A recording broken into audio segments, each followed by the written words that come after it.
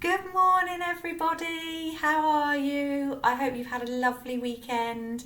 I know the weather hasn't been as good, but there has still been some sunshine, so that's been lovely.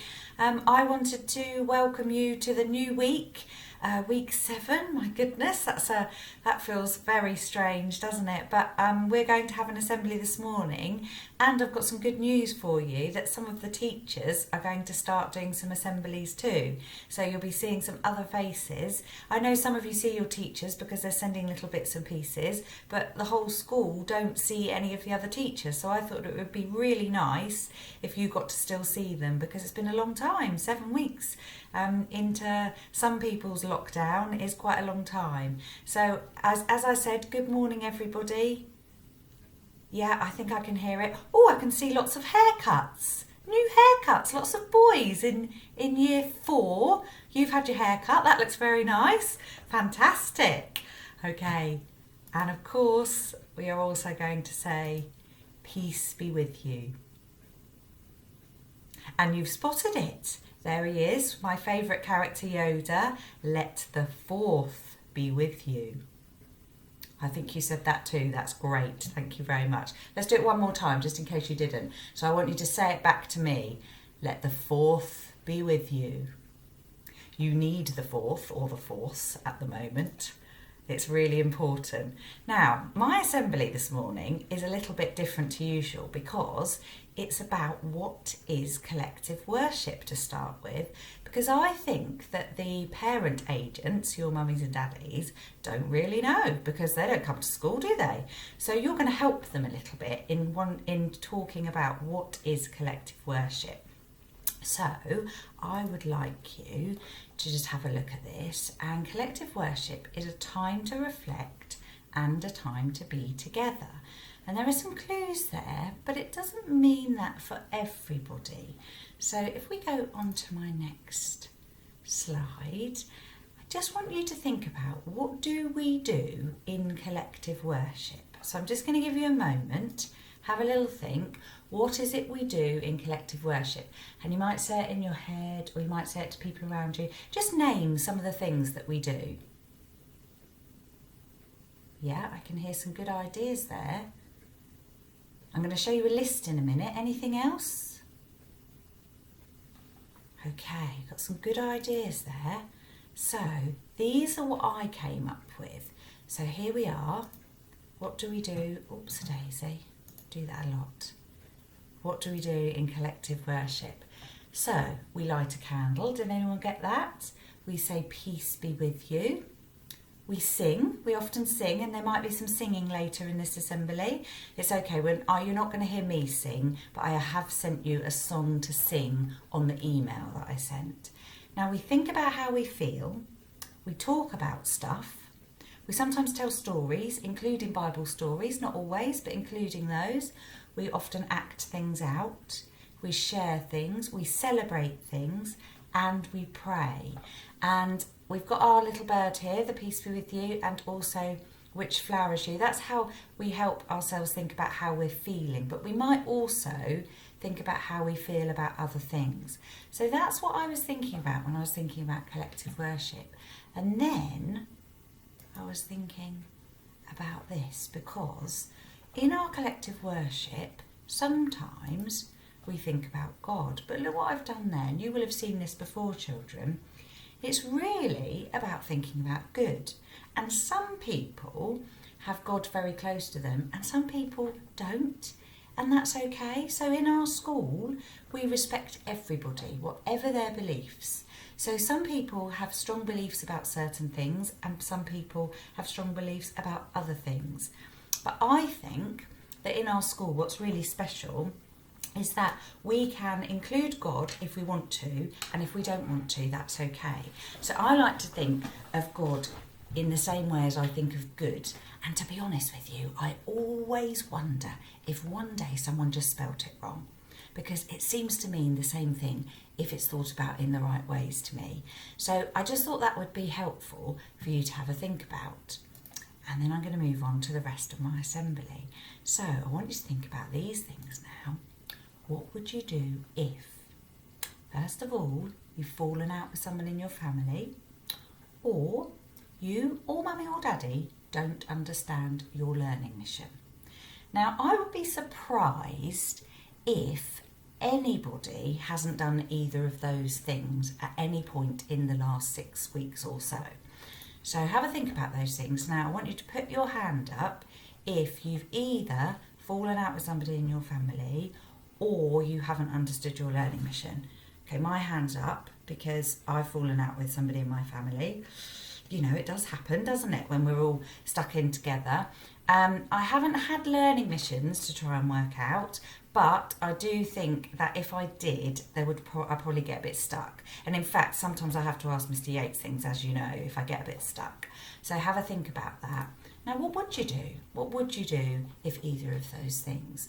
Now, I think if we're really honest with ourselves, and that's one of our values, isn't it, honesty, I think that sometimes we would shout or we would get cross or we would think that there was nothing we could do about it. And you might hear mummies and daddies saying, oh my goodness, I don't know what this means, because it's really tricky for them too. But I was thinking about this, and I was thinking that we do know that we always have hope. So whatever our beliefs are, we always have hope. And we do know that if we hope, then we can solve problems often. So if you do fall out with mummy or daddy, you might be able to, or somebody else in your family, it could well be your brother or sister if you have one, you can always think, what normally happens when this happens? And we do know that what normally happens is it sorts itself out. So we can hope that it will sort itself out. And it's very, very rare that that doesn't happen. Now, in our learning missions, if we get stuck, we can think, well, what normally happens? And a really good thing is to ask for help as well as have hope, isn't it? So if anyone ever gets stuck, just say to mummies and daddies, I think you need to get in touch with Agent Walcott or Agent Orford or Agent Smallwood or whoever it may be, and they will help you.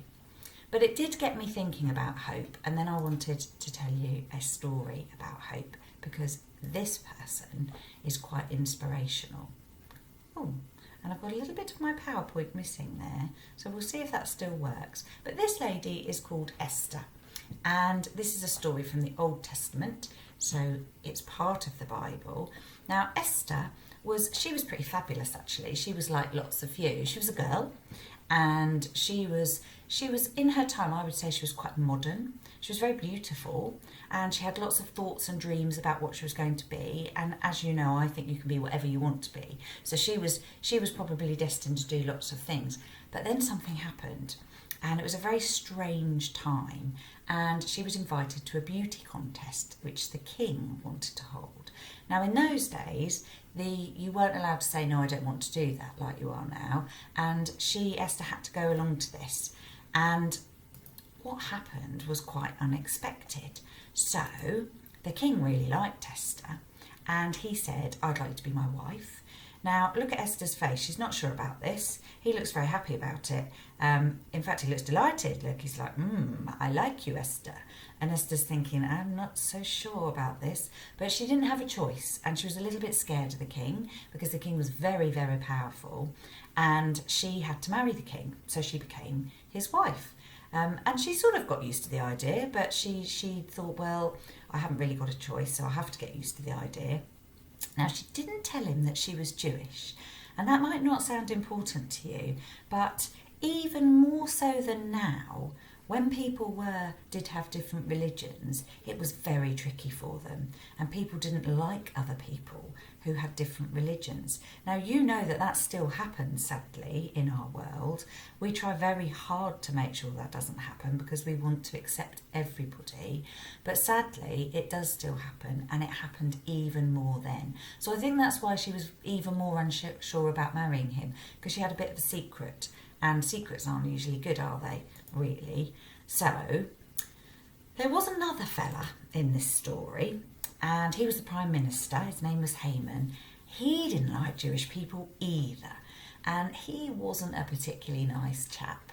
So he decided that he was going to plot to hurt some of the Jewish people and really just get rid of them. He was not a great chap. And it was really a very worrying time. So Esther was very, very frightened. And again, there she is, looking a bit frightened. Now, she did have hope. See, the thing is with Esther, as I said to you at the beginning, Esther was a strong person. And she wasn't going to, even though she had to do some things that she didn't want to do, she was not going to give up on hope, because she knew what was right from wrong, and she was not going to give up on her dreams. And she was terrified. She was really scared. In fact, she was shaking. She was really nervous. But she decided that because she knew what Haman was up to, she was going to tell the king. It took her a while. This didn't happen overnight, because you know when you've got something and you don't really want to tell somebody, that can take a while for you to think, no, it's the right thing, I'm going to do it. So she went to the king and she told him, and she said, I'm not happy about this. I'm not happy about the Jewish people being picked on and Haman thinking that he needs to get rid of them. So, surprisingly and marvellously, the king was furious at Haman. She wasn't really expecting this. She was thinking she was going to get in trouble. But in fact, the king was like, no, I am not having this. This actually does seem wrong. How dare he want to plot against the Jewish people? This is not right. We're all people and we should all be accepted for who we are. So he got really cross at Haman. I'm not quite sure what he did, but I don't think it was very nice. And in the end, I think because Esther saw strength in the king and she realised that he wasn't just going to do what normally happened, she became very happy and she hadn't given up hope. So now there is a special festival called Purim that Jewish people celebrate, and they remember Esther and they remember her courage and her strength, and they remember that she wasn't prepared to have people choose who they liked, particularly just because of their religion. I love this story. I think it's brilliant. I really like the fact that Esther just stood up for what she really believed in, because as you know, I think that's really super important. So that's just a story about hope, and I thought that you would enjoy it for a Monday morning. And there's just a few messages that I think we can take from that. So I think it's really important to live with hope and not give up on things. I've got a book here that helps me. I'm sorry it's backwards, you can't possibly read that, but I will tell you what it says. It says Sustaining Hope in School Leadership, which is massively big words, but all it means is when you're a leader of a school, have hope. And I think that's a pretty good thing to have. So wherever we start from, even if things aren't going well, we can all bring hope to others. We should aspire to have hope even when things are hard. And this is why I thought this was important today, because I do think that our world is slightly different than we were expecting, and that we just need to keep hold of this hope and not worry too much about what could happen, what should happen. We just need to keep having hope. And then I put, we should allow time to think and reflect and do things in good time, or you might say God's time, it's up to you. But that just means take your time, think about things, have courage, think about the goodness. And I thought they were all really good messages. So I hope you enjoyed my story today, and I know that you will be looking forward to seeing some other people maybe this week in our collective worship. Now there is a song and it's about fingers and toes, and I think that you'll enjoy it. So if you want to do that, it's in the email. And then I've written a little prayer for us to say today, and we could say, Dear God. Some of you might say, Dear Good. And it's something that I thought would be helpful again for this week. So I'm just going to read this to you, and I'd like you to join in if you would like to. Dear God, thank you for everyone around us. Thank you for all the lovely people in our community and for our amazing parents and teachers who are helping us to learn. Please help us to be good and care about those around us. Help us to be kind, honest and respectful. Help us remember that we are very lucky and that there are lots of people that will be having an even harder time than us at the moment. Please help us to help anyone that we can. Amen. And I'm sure that there can't be anybody that doesn't think that those things are really, really important. And in a couple of weeks' time, we were going to have a Tanzania day. I had so many special things planned. And then it just came to me yesterday, why not have it anyway? Just because you're at home and we're here, it doesn't mean we can't have a Tanzania day.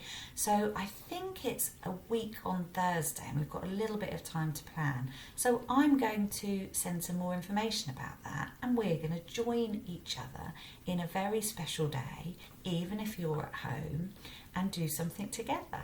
So have a lovely Monday, everybody. I miss you so much. See you soon.